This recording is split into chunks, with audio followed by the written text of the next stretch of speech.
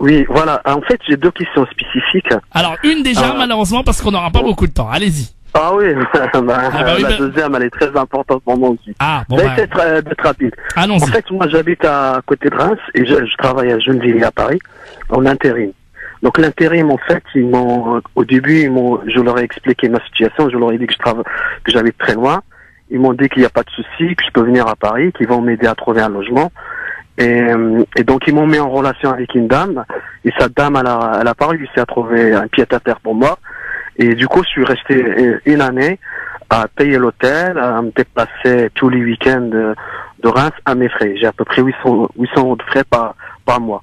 Et je voulais savoir, selon le code du travail, est-ce que l'intérim sont obligés de participer à ces frais?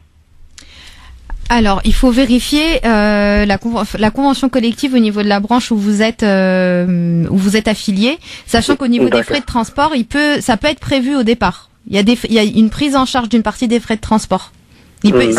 Faut voir au niveau de votre contrat ce qui a été j'ai fait avec eux, mais malheureusement ils font les sourds, donc j'ai pas réussi à les convaincre. Je peux poser la deuxième question rapidement? Allez-y. Oui. Alors la deuxième question. Attendez, pour la première quand même. Attendez, pour la première. Est-ce que s'ils font la sourde oreille, comment il peut les saisir? Comment il peut faire, maître? Si vraiment, ils font la sourde. Faut déjà qu'il vérifie. Normalement, il doit prendre en charge. L'employeur, il prend en charge 50% des frais de transport. Donc c'est 50%. Voilà. Oui. Normalement, c'est ça. Après, s'il le fait pas, il peut tenter, mais après, c'est compliqué de rentrer en rapport de force avec son employeur, oui, voilà, surtout quand on est en intérim.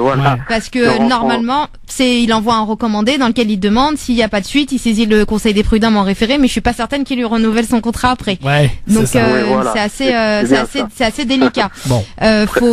Après, c'est sûr que vous avez des droits par rapport à ça. Essayez de voir s'il n'y a pas un syndicat. Vous rapprochez du syndicat, du représentant des personnels, pour essayer de voir avec eux gentiment s'ils peuvent essayer de faire en sorte de prendre en charge ces frais de transport, de leur expliquer au moins que 50%. Voilà, votre travail vous plaît, que vous souhaitez rester dans la société, qu'il n'y a pas de souci par rapport à ça, mais que c'est votre droit et qu'en même temps, il faudrait qu'ils fassent en sorte de respecter votre droit parce que si vous le faites pas, peut-être que d'autres le feront parce que peut-être qu'ils ne le font pas qu'avec vous. Voilà. Donc peut-être tenter de la jouer comme ça. Oui.